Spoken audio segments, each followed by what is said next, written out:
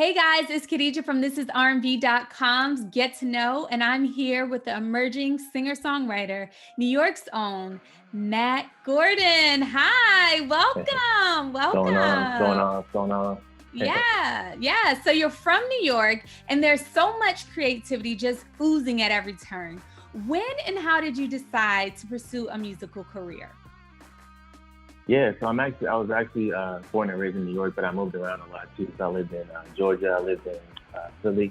So I think I've always done singing, I've always done writing.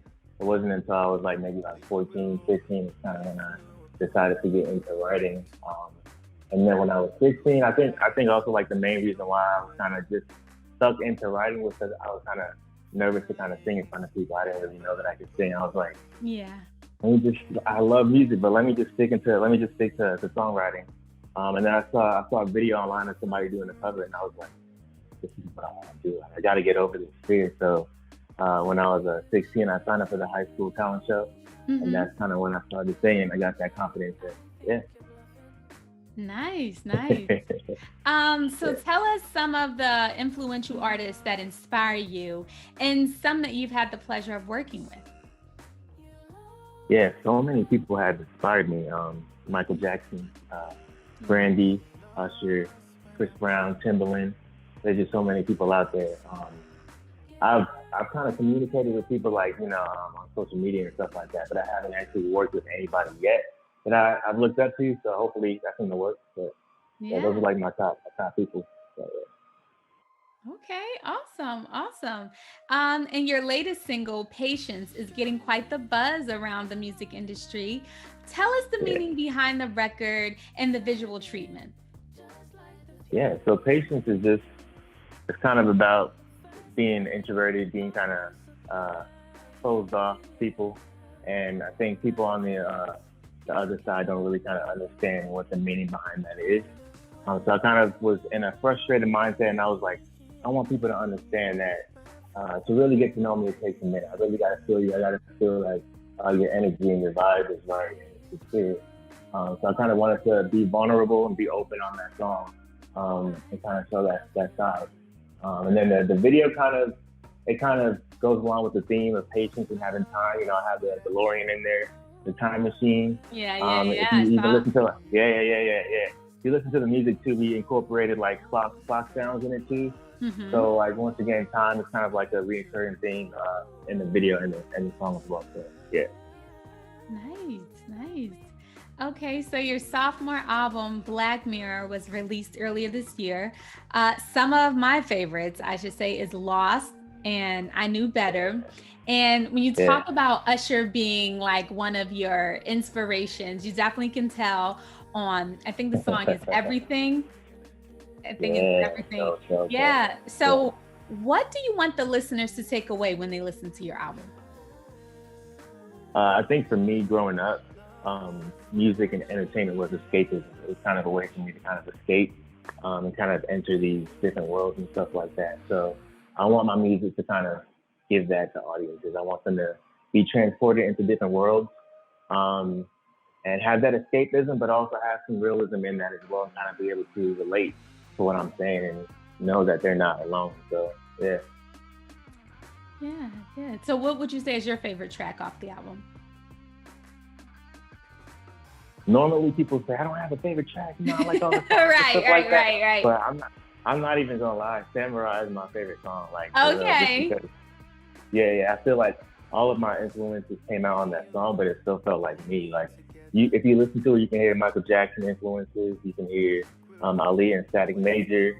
I even drew influences from one of my mentors, my idols, James Fauntleroy on there. So it just feels good. It feels futuristic.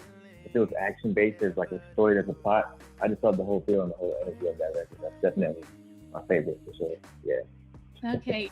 And do you want people to listen in order, or you want it to just be kind of like at your pleasure? Just you pick a track and you just flow from it. Yeah, I mean, I spent months, almost a year and a half, kind of trying to figure out the sequence. So I put a lot of time into kind of figuring out how the song should go. So it does take you on a journey if you kind of listen from the beginning to the end. But I think each song has its own individual story and its own vibe and its own time setting that I kind of incorporated. Like I incorporated the 70s, the 90s, the 2000s and stuff like that. So even if you just hit like a random song and it's out of order, it still kind of works. So yeah. So tell us about Black Mirror and how it's created. And, did you create it during the pandemic? And if so, were there any challenges that you faced?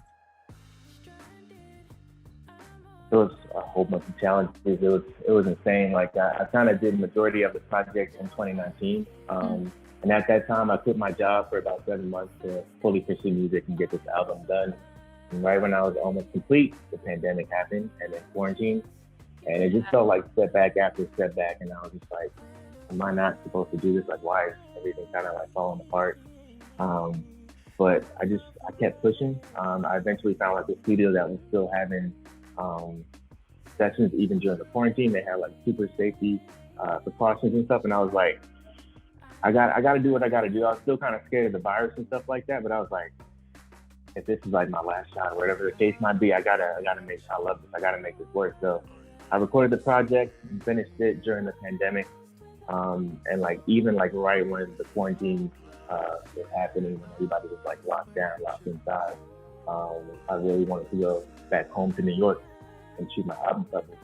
And I reached out to the iconic Eric Johnson. So he shot Lauryn Hill's album cover. He shot Aaliyah. He shot Biggie and Faith Evans. Just the fact that he said, I'll work with you, it's just like a dream come true. So during the pandemic, I got on that flight, got on that plane. Nobody knew where I was going. Nobody at work. I was just like, let me get this done. I got this. I took a risk, and I think I'm definitely a believer in like signs and confirmation. When I was at the Atlanta airport, I was just walking, and I saw to my right there were two photos. One was Aaliyah, and one was Biggie. They were like two paintings right next to each other.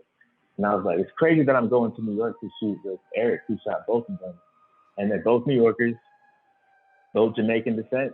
I was like, this has to be a sign that I'm on the right path. So it was amazing. Amazing experience for sure. Wow. Talk about confirmation. And you did it. And here you are to tell the story about it. Yeah. I did it. Appreciate it. So what would you say the experience was like recording your first album versus now after and during the pandemic? Yeah, I kind of consider Black Mirror my like real first album. Okay. No disrespect to the last project, just because I didn't really have it fully mixed and mastered. At the time that I released it, I just graduated college. I didn't really know that much. And then during the Black Mirror project, I really took my time. It took about two years. Really spent it cultivating, writing properly, making sure everything was properly mixed and mastered, making sure as far as like vocals, my delivery was on point. So this is really like my baby, like my first project. So yeah, it's definitely a lot different. I think everything from even like the production standpoint, I was more so involved in this project as well. There were a lot of different songs, like even Patience. I wrote that song a cappella, and then we actually constructed the beat underneath that, so I was involved in that. There were different songs like Dangerous. I was like, I hear horns on this, let's add that. Everything, I was like, I feel like this needs like a violin, like a string intro. So I added that on there. So I was very involved in like the production aspect. This was like the first time even like Lost. I was like, this needs drums, this needs guitar. So definitely a lot different than my past stuff. Nice. You're Jamaican American, correct? Correct, yeah. Okay, so has your culture and your heritage influenced your music? Yeah, I think my culture just having like that melting pot for sure, and then being first generation American, it definitely kind of goes hand in hand with my work ethic, having that mentality. As far as like doing like reggae music and stuff like that, I haven't done that yet, but I definitely want to do that for sure. There's a lot of different Jamaican and Caribbean artists I would love to work with, like Sean Paul, Justine Skye, that'd be dope. So yeah, for sure. Yeah, and I love Justine. She's amazing. She's crazy dope. The single is really good. Yeah. So how, you say you're first generation, how are your family and your parents, seeing your success and you starting to make a buzz? How are they feeling about your whole career choice? Yeah, my family is definitely super supportive. There's like a lot of moments within my life that has kind of been like, all right, what's happening, what's going on. I even at one point quit my job to make Black Mirror, the album. Wow. So Yeah. having them to kind of believe in me at the same time has definitely been super super important and great to have. And I know like especially a lot of first generation Americans, you can kind of have that same kind of backstory of having parents who are like, no, you got to have the American dream, you got to do the traditional route, like be a doctor or whatever the case might be. So to be able to still kind of be creative and do music and do acting and entertainment and still have that support, it's incredible. So yeah. Yeah. So, we're going to test some of your skills right now with All right. with All right. our Let's go. game called Write the Hook. All right. All right. Let's So go. we play a game called Write the Hook, where we ask singer-songwriters such as yourself to write a simple hook. Okay? We give you two Okay. words. You ready? All right. Cool. So your I got two this. words, your two words are new and shine. New and shine. Sometimes you gotta change into new to shine. Sometimes you gotta change into new to shine. I don't know, something like that, No, that was good. That's true. That's Oh, right. good? Sometimes you All got to right. try something new to shine. I love it. I love Yeah, it. yeah, I want more of it. So, tell the people where they can find you. yeah. You guys can follow me on Instagram and Twitter at Dude with Mohawk. Instagram, Twitter, SoundCloud is all the same. Check me out. Check out Black Mirror. Yeah.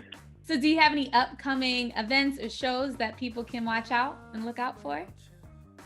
Got some exciting stuff coming up for sure. Yeah. So working on some live performances, some shows, some more visuals, of course. I said Samurai is one of my favorite songs. So, that might be in the works. You never know. You never know. I would think so. Exactly. So yeah, doing that. And then definitely once I get like enough visuals out, definitely want to start, finding a home, a label home, and working on the next project. So yeah. Nice. Yeah. Well, we wish you nothing but the best. So much success Appreciate it. towards you. And it's been an absolute pleasure, Matt. And we hope to see you guys Thank soon you. on ThisIsRnB.com. Take care. Thank you.